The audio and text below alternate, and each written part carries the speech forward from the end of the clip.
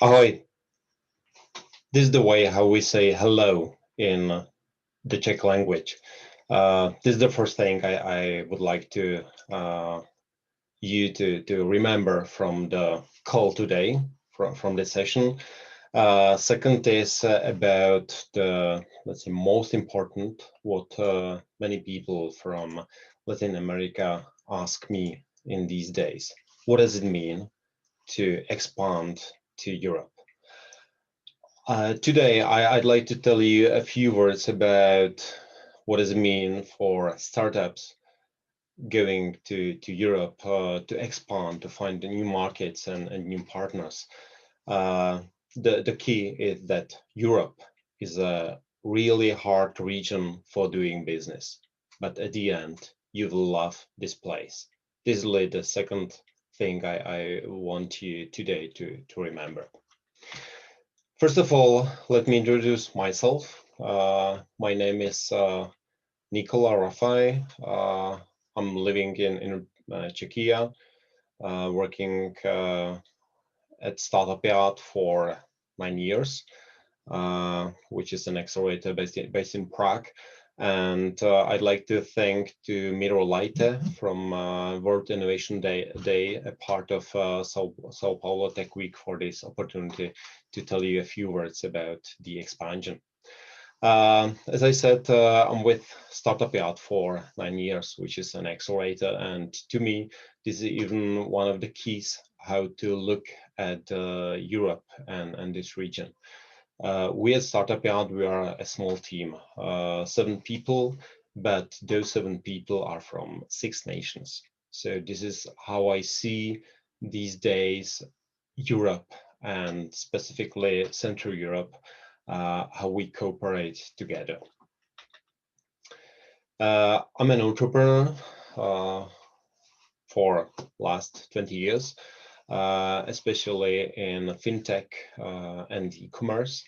This is how I started, and today I'm in a position of an investor, acting as an angel investor, and through Startup Yard as an accelerator, investing in technology companies, specifically into deep tech.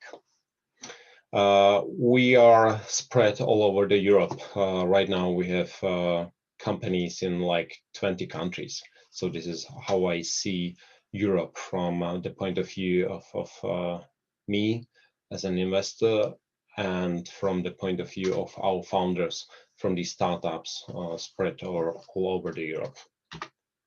Today, I'd like to tell you something about Czechia and Central Europe, something about the startup ecosystem being a part of, and a few words about Startup Yard.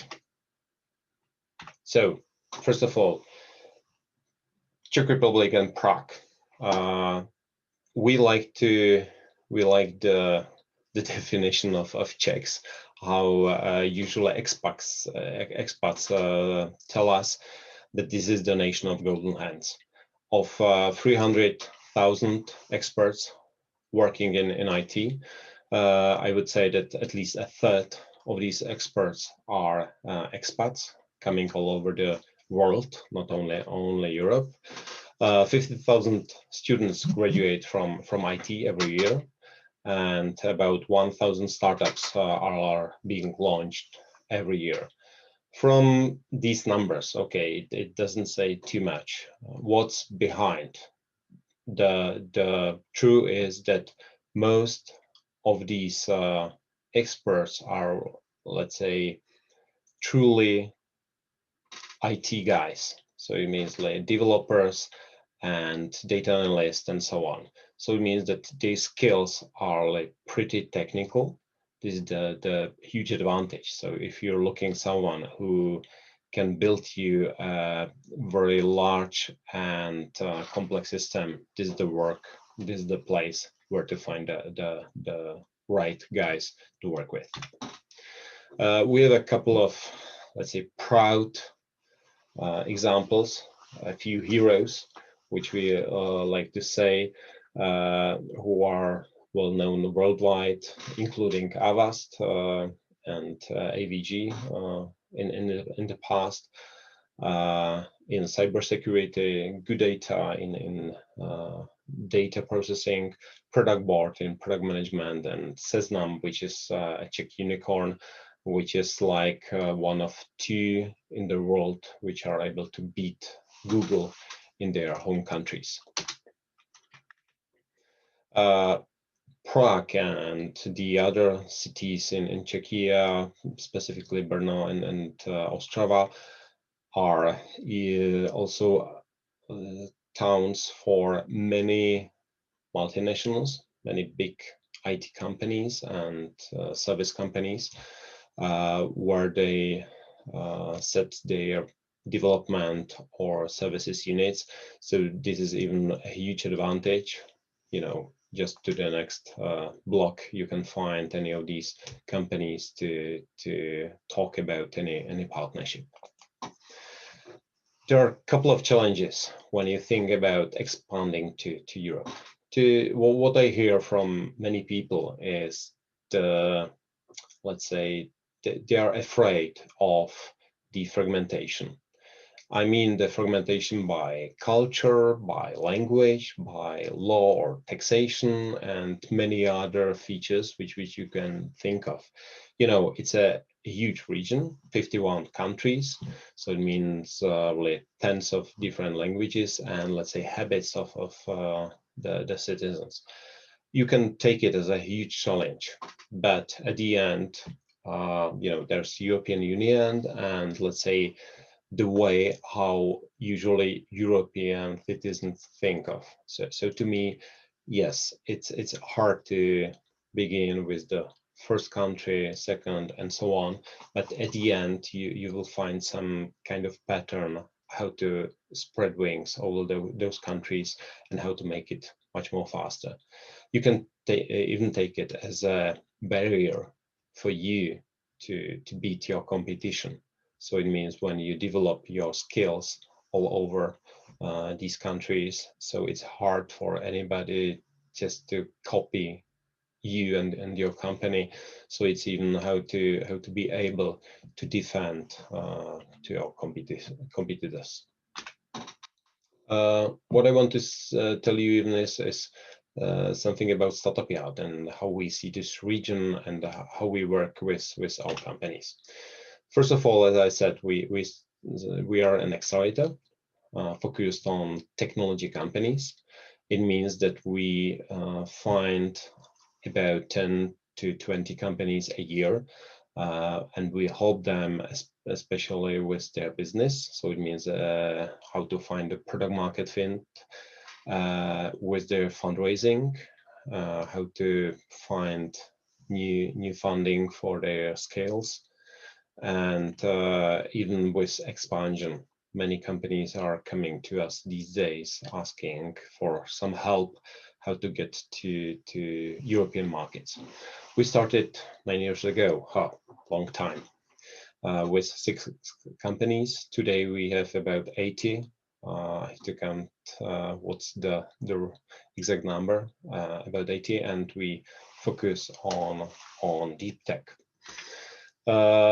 Our portfolio right now is that we have about 50% of active companies, so about 40. Many fails, which are, let's say, part of this business. So it means that usually it's because of founders and finance. And we have a couple of acquisitions, about 10. We have some examples, for example, companies acquired by Avast and some other significant buyouts. Our companies raised over 50 million in dollars. So usually it's about that we help our companies to raise about 350,000 at first. So it means in the first phase.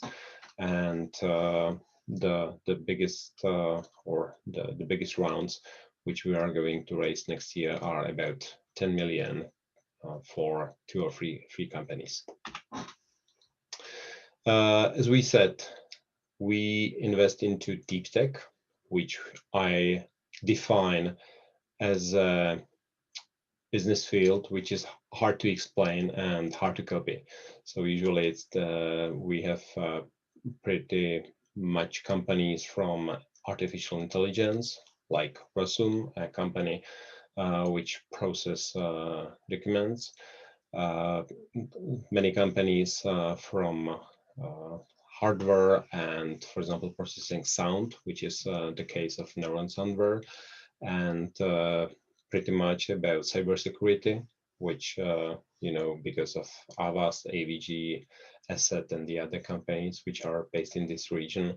One of our examples is Stillmountain, the company which was acquired by Avast last year. We, you know, this is the time of COVID all over the world. So we had to do some measures how to help the companies which are coming to this region and starting the new ventures. So we introduced how we call it remote lab. So this is our answer how to help companies with our skills, how to help them to build their business, to fundraise, and how to talk to corporations and other partners which can help them to develop their business. This is just a very short speech about the Central Europe, about the building bridges in the Central European region, and about Startup Yard as an example of an accelerator. To wrap up, what I think is the most important part when thinking about Central Europe is about some advantages which can make this region attractive. I'm saying which can make. This is, I wouldn't say that there's something like a hotspot or something like the top one country or region or city in Europe where to begin your venture. I would say that the advantage of Europe, when I compare to the time like 10 years ago, is that there are already built bridges among all the regions. When you are starting in Prague, coming to Berlin, coming to Paris, coming to London, it's much more easier than 10 years ago. Nowadays, you have many people who can help you with building these bridges. So to me, it's not about one specific spot. It's just being present in the region and develop your network, your contacts, because this is the most important what you have to think of. What's the advantage for Central Europe, like being my home region, is about competitive on cost, definitely. Still, when I compare what salaries of people working in our companies in Central Europe to Germany or other countries, is definitely competitive. There's a huge talent pool. What I said, 50,000 new IT students every year, which is really attractive not only for startups, but definitely you have to compete with the biggest brands being present in this region. What I like about talents, that we have the mindset of builders. So it means that we like to build, test, and somehow even deconstruct what's being done. So to me, it's even how to find inside even big corporations talents which are able to build, and they like to do that. So this is like about the mindset which is in this culture for hundreds of years. This is unspoiled ground. This is what we can say as well. Even what I think can be an advantage, there's a scarcity of dump money. It means that usually there are a couple of investors who are not just, take the money and I don't care what you do. is about how investors and partners can help you with your business. And definitely it's even about work-life balance. What I hear from many people who just moved to Prague, that this is a place where they finally find what does it mean work-life balance. This is the end of my speech. Very short one, but if you want to follow any of these ideas, you can reach me through any channel like Twitter or my email or LinkedIn profile. So I'll be happy to talk to you after that as well. So have a nice day. Talk to you soon, and goodbye.